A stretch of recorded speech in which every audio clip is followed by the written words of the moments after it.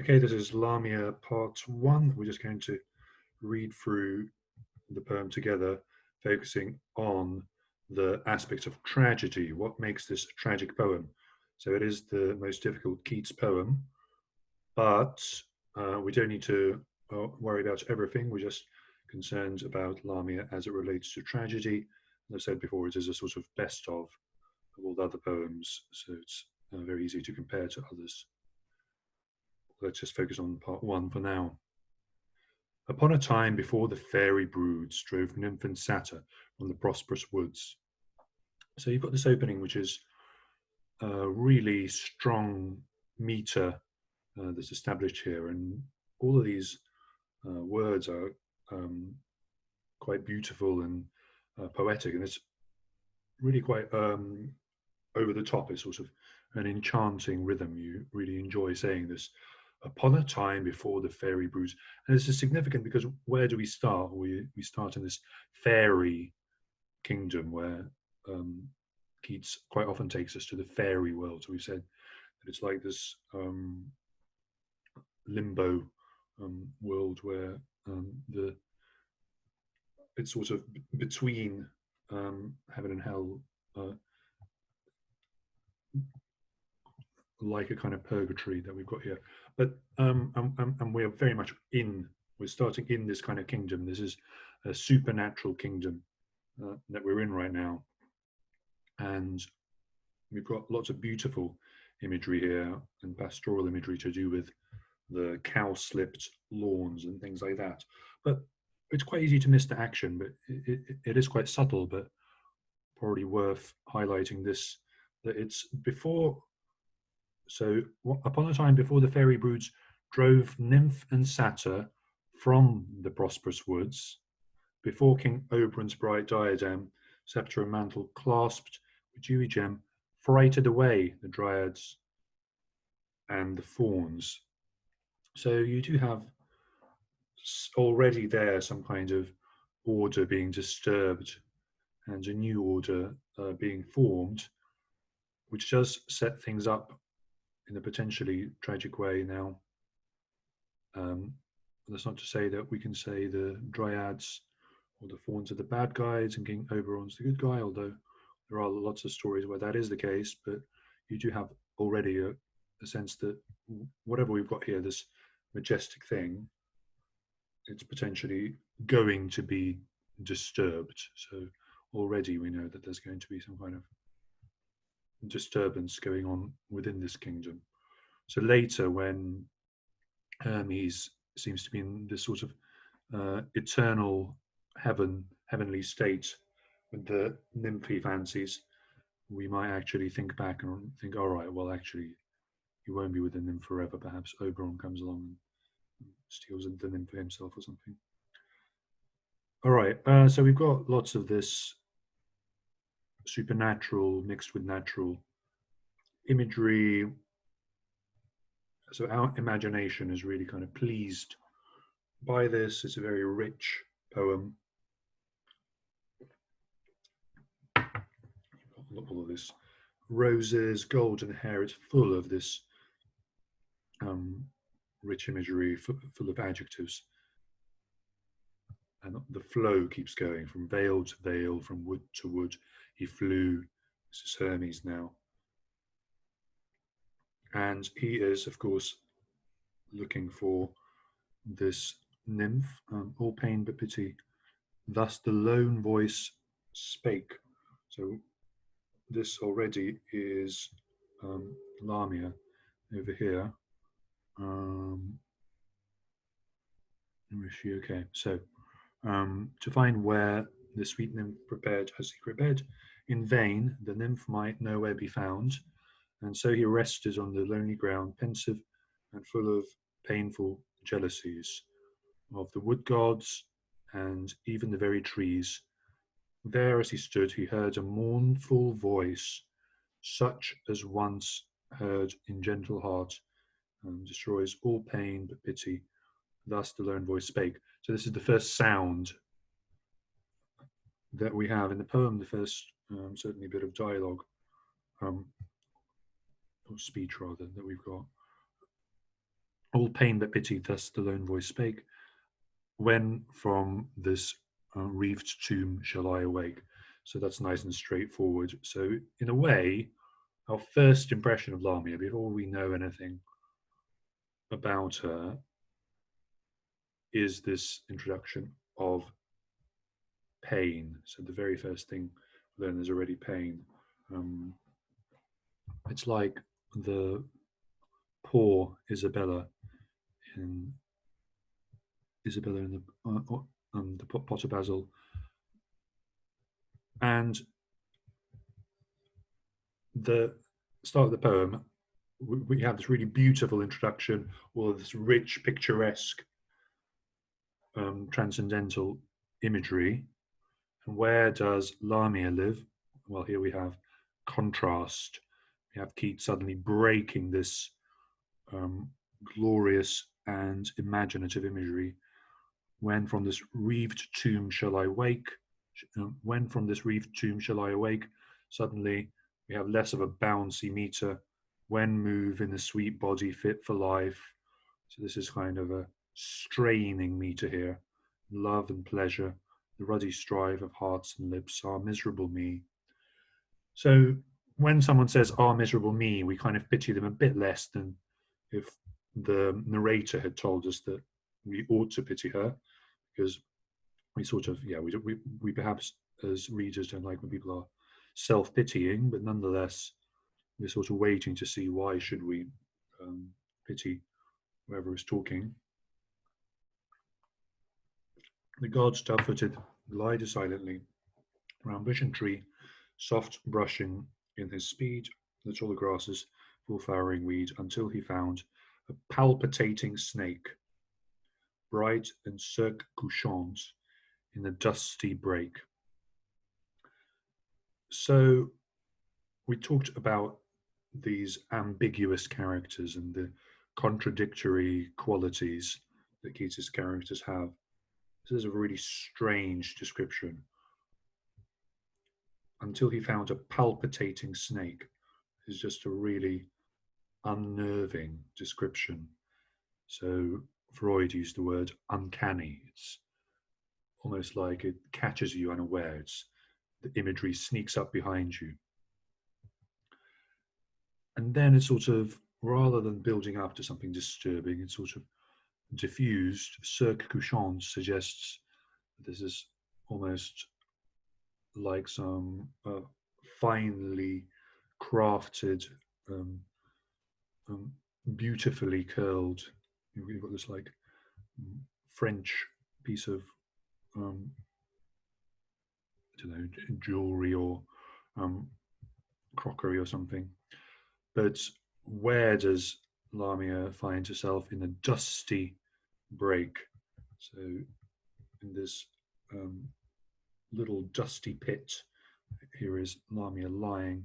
She was a Gordian shape of a dazzling hue, vermilion spotted, golden, green, and blue, striped like a zebra, freckled like a pard, eyed like a peacock, and all crimson barred. So now we've got this even weirder build-up of imagery.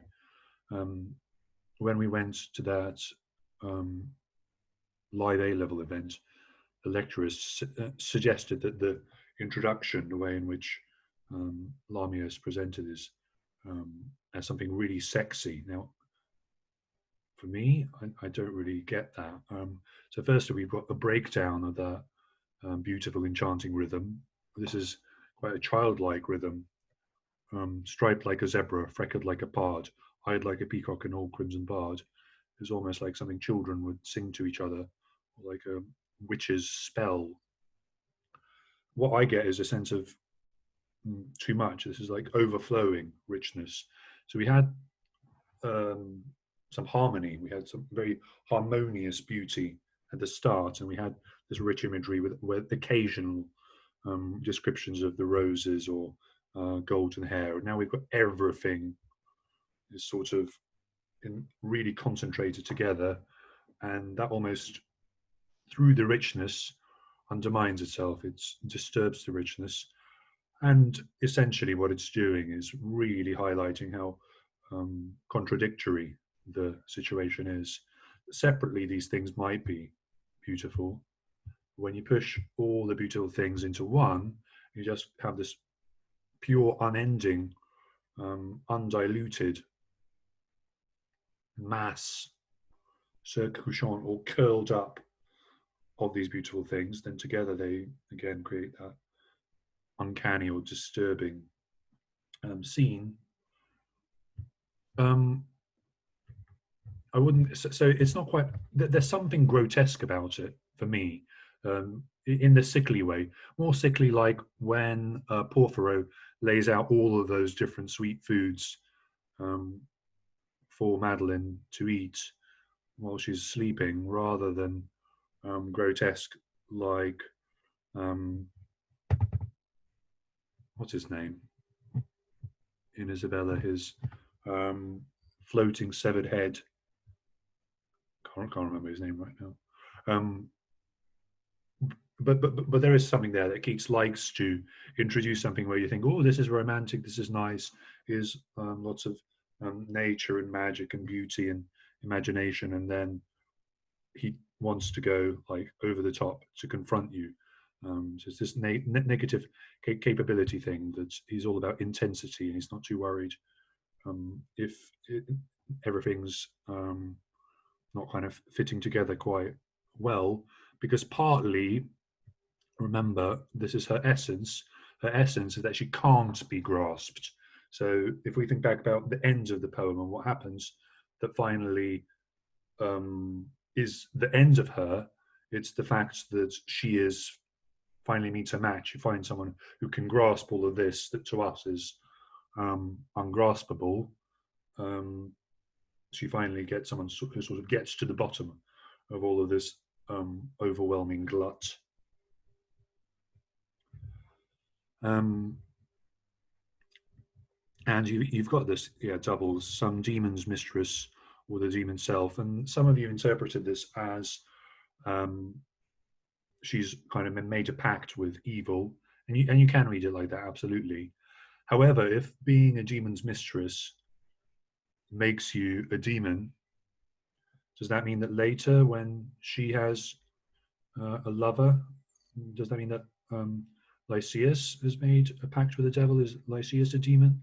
If he's a demon, then is it still tragic if he's sort of voluntarily fallen into the state? Or perhaps you'll say, well, there is an inequality. Lycius is, of course, a mortal, and here she is in the kingdom of the gods. She's this queen among the gods. So it's not quite fair. So she's got this tiara from when she was a queen, but her head was a serpent.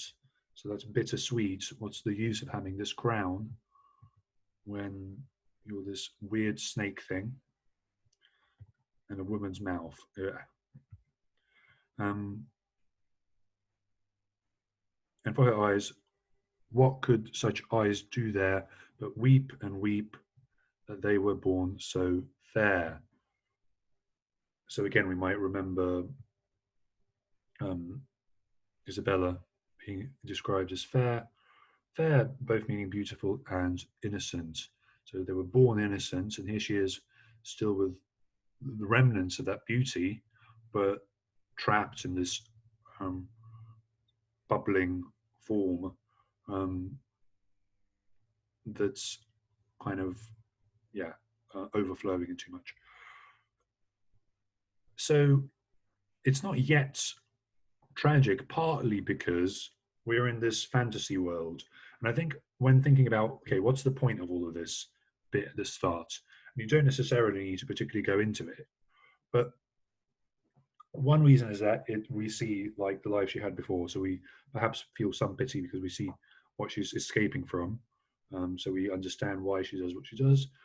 Partly, it's tragic because she is someone who was in the kingdom of the gods, who was in the fairy world, was a queen at some point, and she comes down to the world of the mortals. So it's in the world of the mortals. By coming down into the world of the mortals, the she now is in the realm where tragedy is possible. Because in this world, weird stuff happens.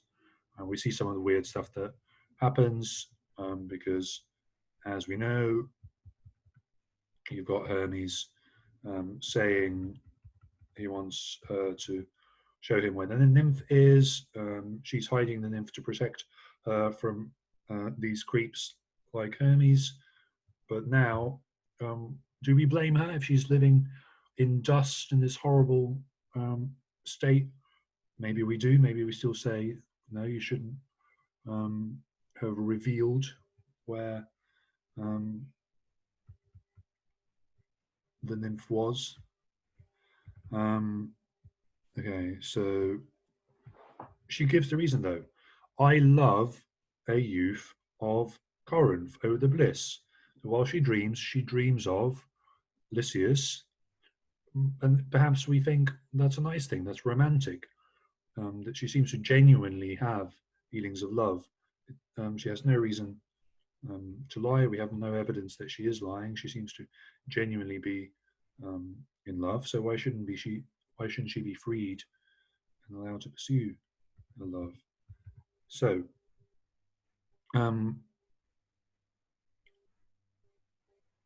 Hermes puts the nymph under his spell.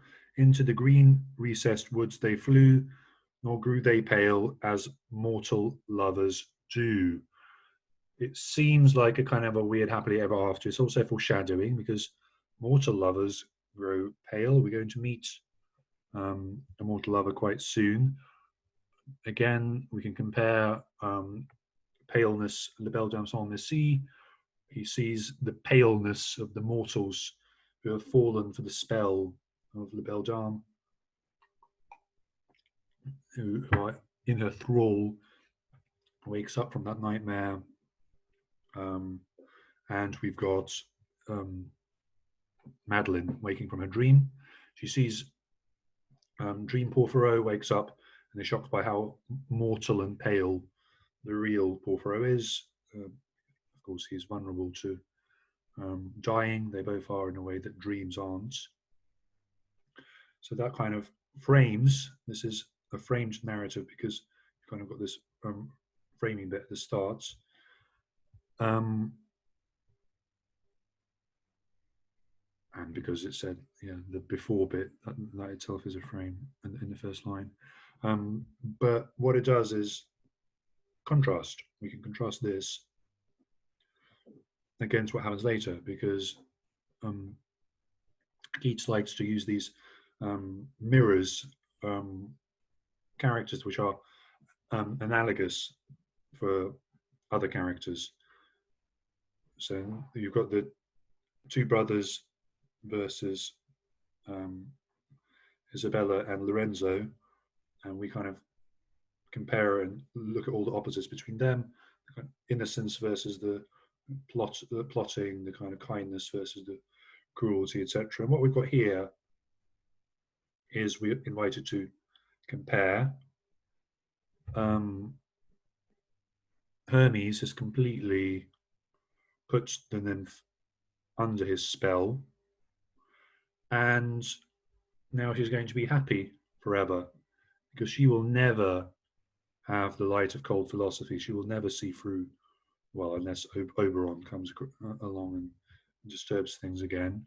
But it does say they won't grow pale. So perhaps, are they happier if their eternal happiness is never disturbed, but they're disconnected from reality? You could say that actually this is quite an unpleasant, abusive relationship in the way that Hermes has forced the nymph into this happiness. So perhaps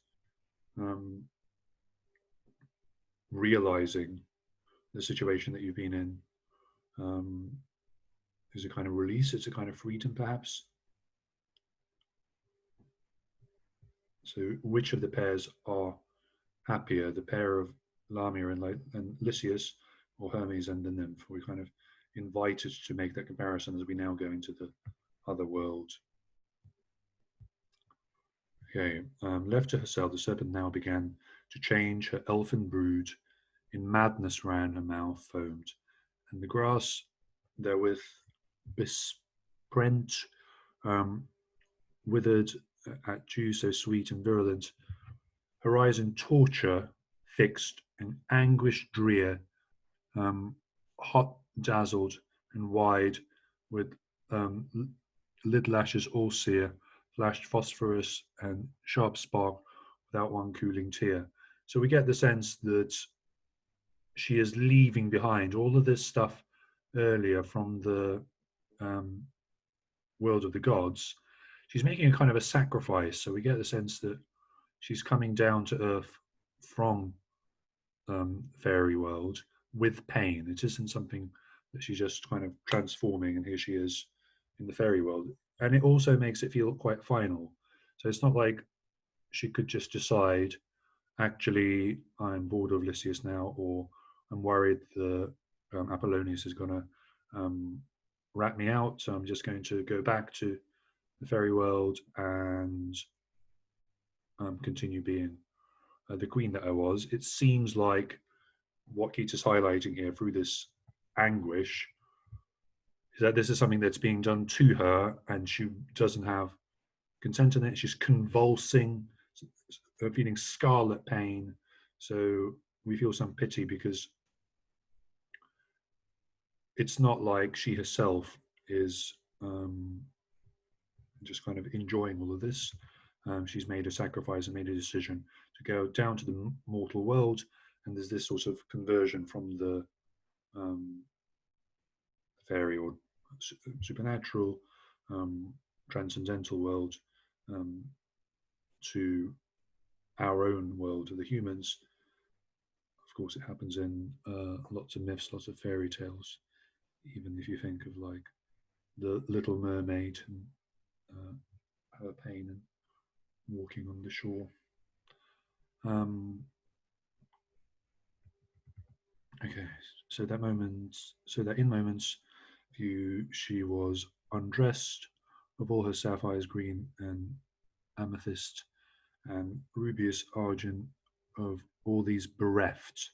So it's highlighting that all of the riches of the fairy world she has left behind. She's no longer this queen.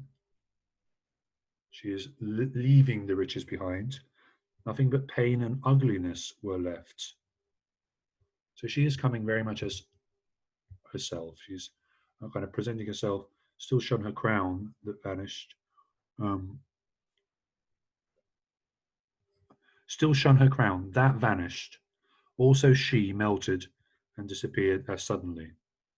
And in the air, new voice, luting soft, cried, Lycius, gentle Lycius, borne aloft with a bright mist about the mountain hall. These words dissolved, Crete's forest heard no more. So it highlights just right at the end here that we've got this crown left. So we think, oh no, okay, so maybe she does keep some status. She's still got this name for herself in some ways. But no, very quickly and unceremoniously, the crown disappears. All of her disappears. Also she. So this is kind of funny. Still shone her crown. That vanished. Also she. Nothing beautiful about it. Nothing majestic. Everything's gone. Once everything's gone, what does she have left? Well, she's crying. Cried Lycius, gentle Lycius. What she has left is Lycius. It's a love for Lycius. That is the only wealth that she now wants. That's what she has chosen for herself. And she's going to pursue it with the fled Lamia, now Lady Bright, a full-born beauty, new and exquisite. She fled into that valley, and they passed over, who go to Corinth. So we're back into a slightly more flowing meter. It's not as opulent as the one at the start, but we're again at least back to a steady rhythm. Fair on a sloping green of mossy tread, by a clear pool wherein she passioned to see herself escaped from so sore ills, while her robes flaunted with the daffodils. So that is super romantic. You may know the very famous um, poem Daffodils by Wandsworth. Wordsworth, I always say Wandsworth. I wander lonely as a cloud, and then you see some daffodils at the end. Um, not sure which was written first, but certainly daffodils were symbols for what was romantic because they're very ordinary. They're kind of normal, down to earth things to see. They're not these sort of images of bubbling honey or satyrs or dryads. They're your kind of British pastoral beauty rather than the sublime, um, sublime meaning overwhelmingly intense beauty at the start of the poem. So, is this an Aristotle style fall from a high status to a lower status? It's through her own actions, but because it's what she wanted, probably no. But it does, in the end up in her own downfall without her intending. So perhaps in that way, you've got some aspects of that idea of someone of um, high status falling from that status. Is it through her Marcia? Has she had any? Um, has she been like too um, uncaring for others? Well, it seems like that's how things are done in the fairy world. If you think right at the start of the poem, we're told that Oberon's going to come along and make all the dryads go away. So it seems like that's sort of the love law. That's how things work in the fairy world. So we can't necessarily blame her. She hasn't done anything bad, is what I'm saying. Um, our happy Lycius, for she was made more beautiful than ever twisted braid. So he's saying, the narrator, our omniscient narrator is saying, lucky guy. So is she a villain if the narrator's telling us that he's really kind of scored something and we should be kind of happy for him? Or sighed or blushed, or on a spring cloud lee, spread a green kirtle to the minstrelsy, a virgin pure-lipped, yet in the law of love deep learned to that red heart's core. Um, so she's a beautiful woman, and you quite often get this sense that, remember, Keats was quite young, and you do have some quite adolescent attitudes towards women. I mean, in the first place, obviously, um, Keats is in a difficult situation himself. Um, the fact that he can't see his own lover is too poor, and that she won't marry him, and tuberculosis and his family as well mean that he can't see her. Try not to use these biographical details in your essays. Examiners generally don't like them, but he just kind of explains some of it, even if this isn't the kind of context you're going to be using.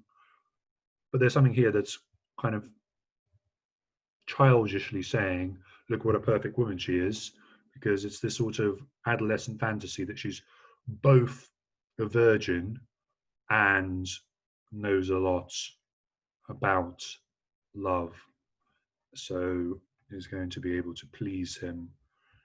So she's this fantasy woman. And then the other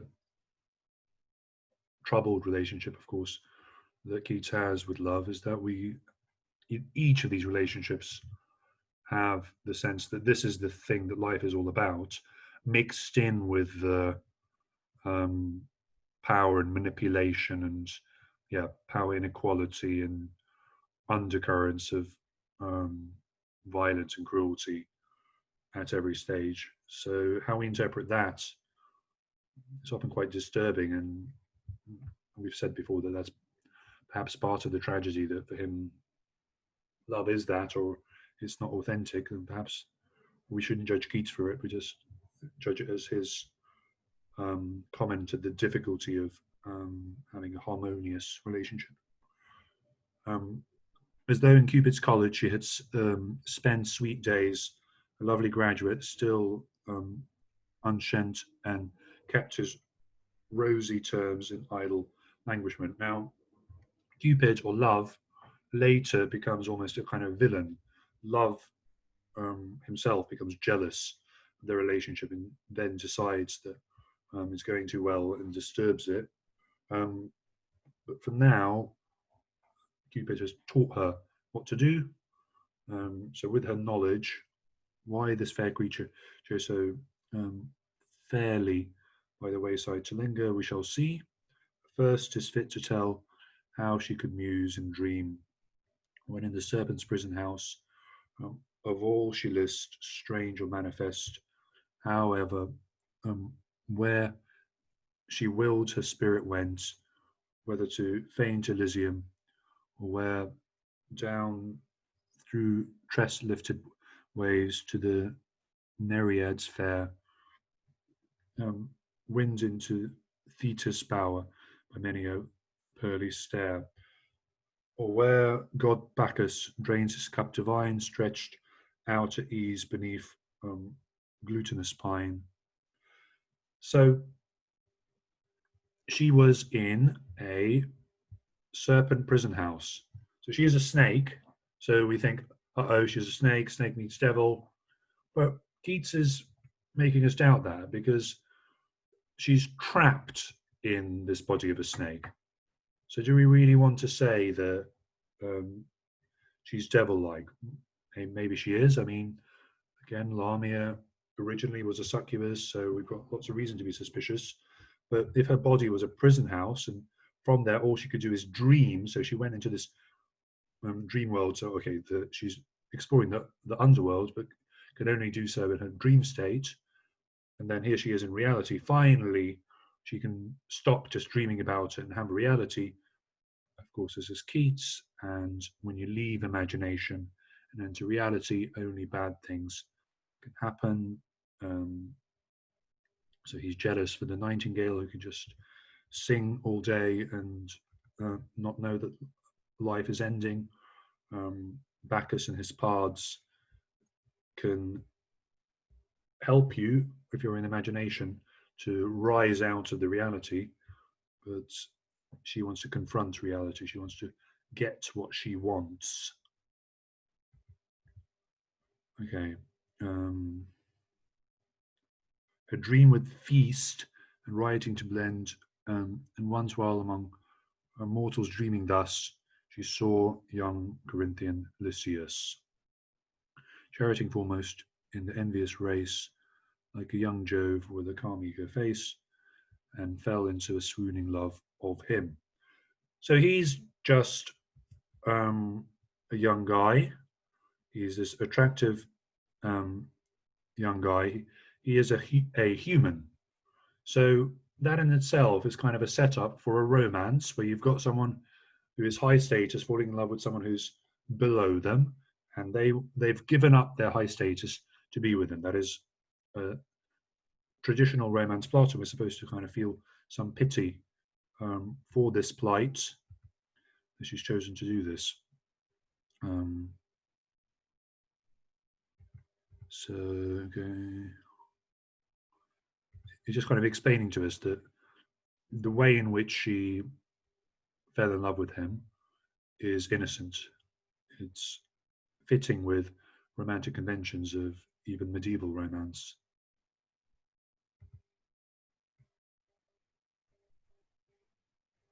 Okay. In the calm twilight of platonic shades, Lamia beheld him coming near, more near, close to her, passing in indifference drear. Um, his fantasy was lost. My reason fades. Um, thoughtless at first, but ever Eve's star appeared. I won't focus on everything because, as I said, we want to look at tragedy.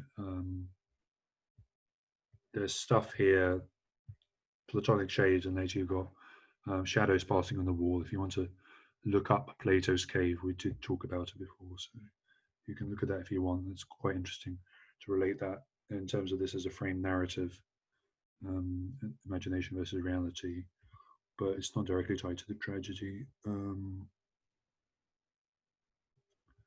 So turns syllabling thus, are Lycius bright. So she's enchanted by him. She is enchanted by him. So she's sort of syllabling as if this is sort of um, she is it's like a song on her lips. She's being brought to say these words. And will you leave me on the hills alone? Lycius, look back, and be some pity shown. Um, Again, it's syllabling in the sense that it is well structured verse. It's beautiful. We don't have any reason to um, think that this is sinister, other than the fact that you think you're pretending to be a woman, but we know you're a weird snake thing that used to be this queen. He did, not with cold wonder fearingly, but Orpheus, like so with Orpheus and Eurydice, Orpheus goes into the underworld. So it's kind of the other way around. Orpheus chooses to go into the underworld, or here we're calling fairy world in British folklore. It would be fairy rather than the underworld of the Greeks. But Keats often mixes the more sort of English and Celtic Gaelic folklore with the Greek folklore. So yeah, Orpheus is of course Greek. So let's say Orpheus chooses to go into the underworld. So we do have an inversion here. If he's doing it Orpheus-like, Orpheus was a hero. Orpheus was a tragic hero himself. And him being Orpheus-like is him being the agent, him making some choice. But Orpheus, by looking back,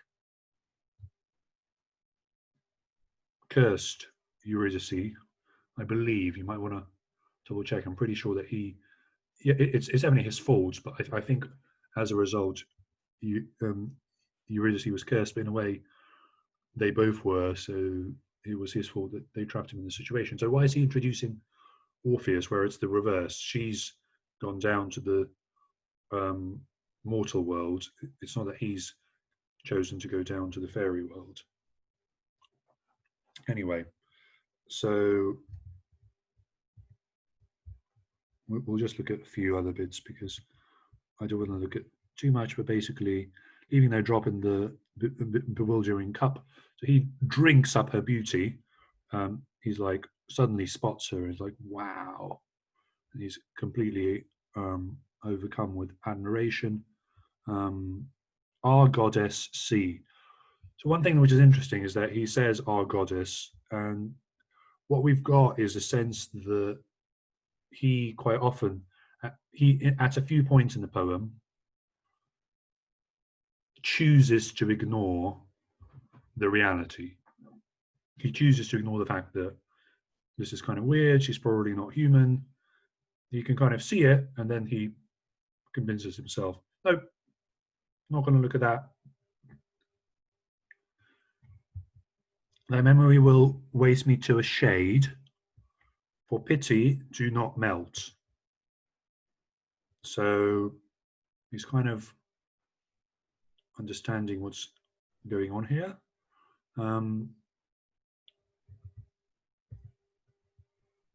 So she will melt at the end.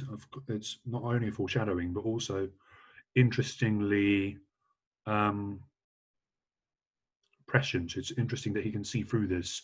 It's quite clever. He's very reasonable at this point to be able to do that. We only see that in retrospect, given that we know what happens at the end.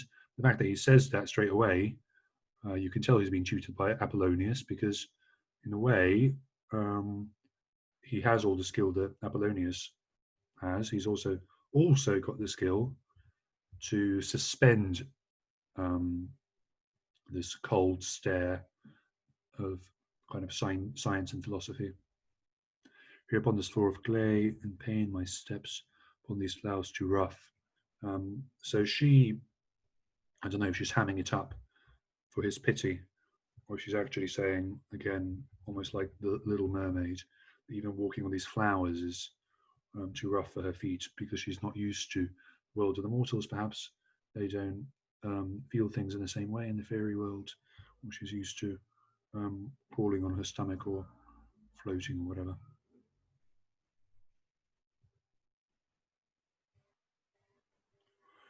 So she does, thou artist called Lycius, must know that finer spirit cannot breathe below when human climbs and live. Alas, poor youth, what taste of purer air, as thou to soothe my essence, it cannot be. Adieu.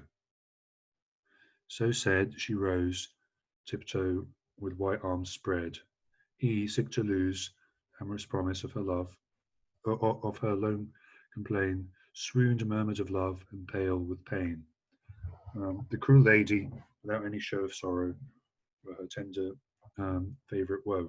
So she says, it can't be, I'm a spirit, this isn't going to work out, adieu.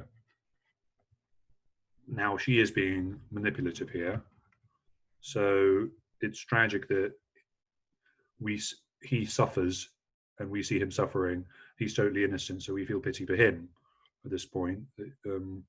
He's been put into this trance, and now she's, through this manipulative, cruel way, making him feel pain and sickness and sorrow, the idea of losing her, to make him even more kind of go after her, and making him be the one whose agency this is. So okay. And as he from one trance was waking into another, she began to sing. So whatever agency he was showing, it's kind of, we're not judging it as fair. She's entranced him. However, as manipulative as this is, we might again remember the earlier pair of Hermes and the nymph, who really forced himself upon her while she was in utter fear and really did not want to be anywhere near him. Whereas here, at least Lycius is given some dignity. It is his own movements. He does look at her and think how beautiful she is, and the narrator says how beautiful she is. So compared to those two, at the very least, there's a kind of parity between what happened earlier with Hermes, but perhaps even we might think this isn't so bad. So, but we do have the narrator saying she's cruel, so it is still highlighting the sense of slight pity that we do feel for Lycius to have walked into this. He just kind of decided to walk alone because he'd had enough of his friends, and here he is walking this way, and then it's kind of like a trap, isn't it?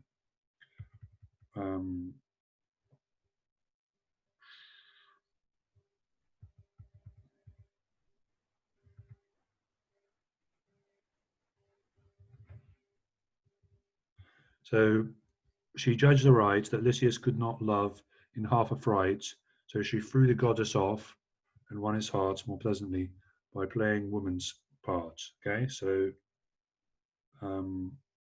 she's going to stop all of the magical stuff, and she's just going to play the part of a woman. She's going to convince him she's a normal woman, no longer this goddess queen.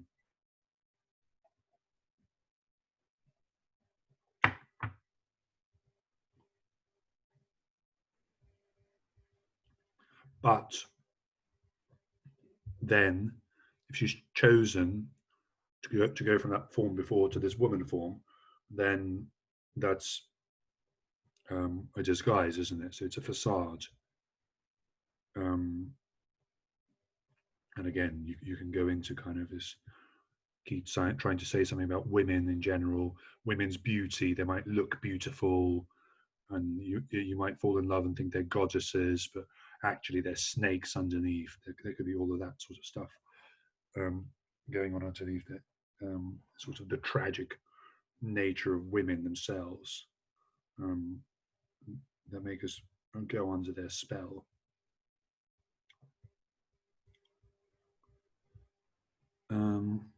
I'm not going to spend too long on this because we did look at this bit.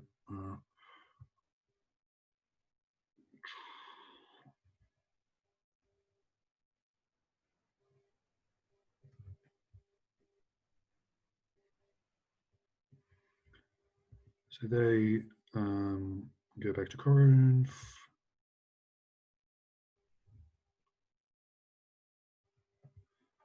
So she's kind of, as we don't like the phrase, but people say that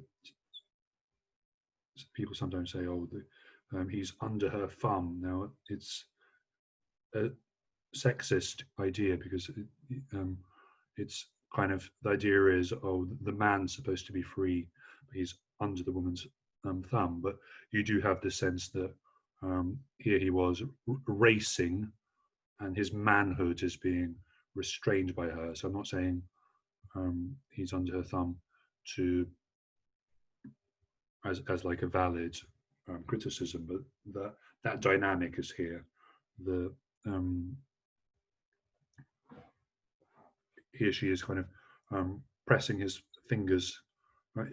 Her fingers he pressed hard as one came near. So whenever a friend comes near, um, he's kind of shrinking closer. He doesn't really want to see his friends anymore. He's just kind of hanging out with her, being antisocial. I'm wearied, said fair Lamia. So I'm tired. Take me home.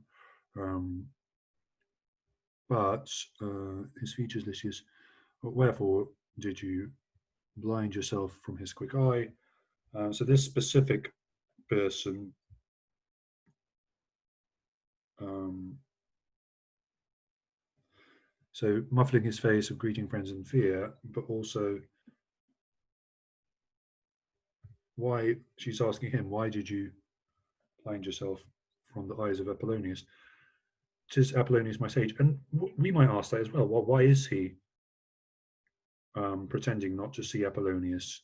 Is it that he himself underneath knows the reality and he's choosing not to see it? Or is there something else going on? Does he just not want to be with friends because he wants to be with her?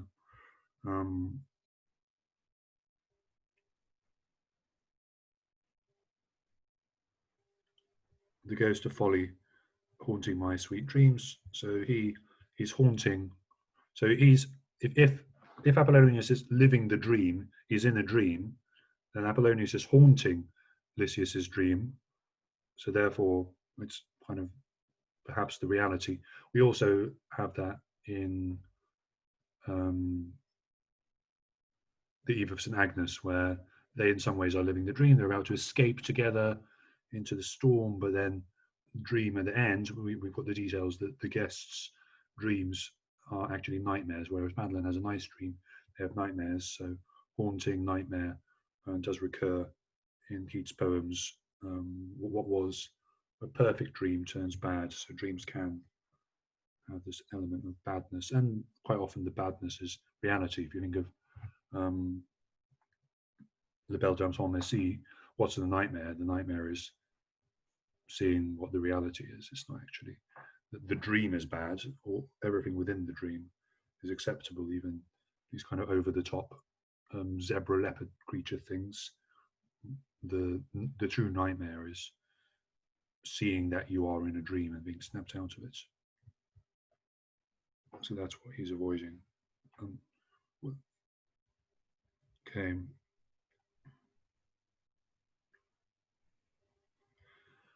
I think so. The one reason why this is tragic is because, again, it's a kind of fragile happiness. Because the equilibrium is so fragile. So, as with the happiness of Lorenzo and Isabella, part of the tragedy is that we can already sense that there's all of this kind of beauty and sense that of being enchanted, being undermined by a kind of a looming doom is going to disturb it. So because it's on such a fine edge, we as an audience, our tension rises, and um, we feel the balance. The contradiction within the relationship is highlighted, as Hegel would say.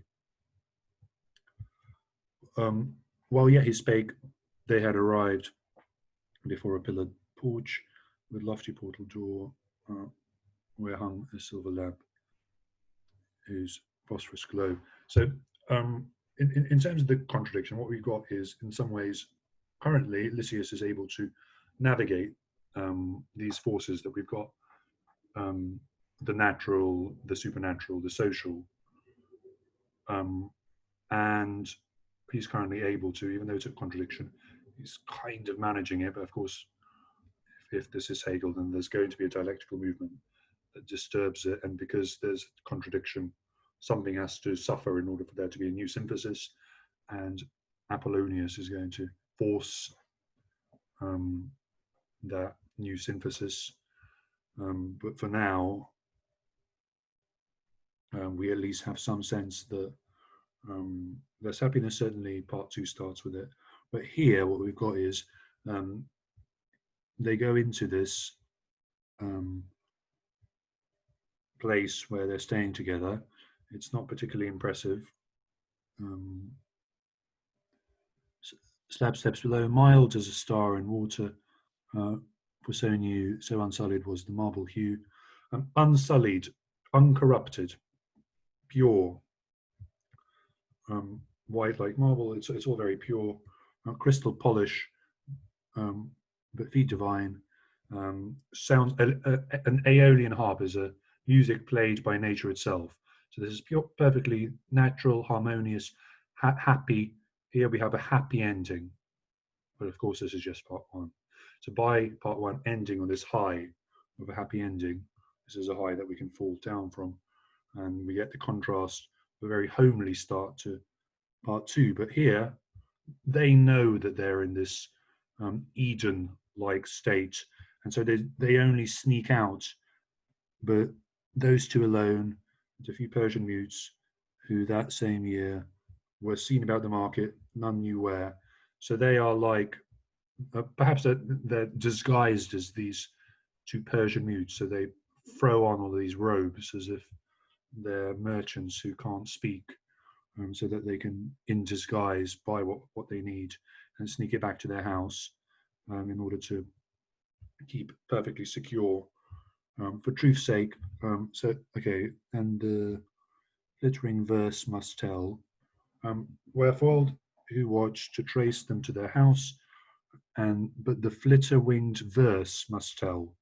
So only this verse sees them, and verse is being described, flitter wings, like a fairy itself. It's a fairy that's kind of flown down from the fairy kingdom.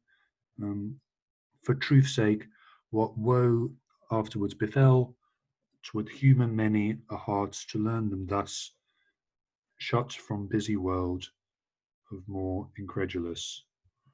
Of incredulous, those who wouldn't believe that this happiness is possible, and we are made into those incredulous because we've just been told that truth has been introduced. It's like this spy fairy that flies down. Right now, we're humoured.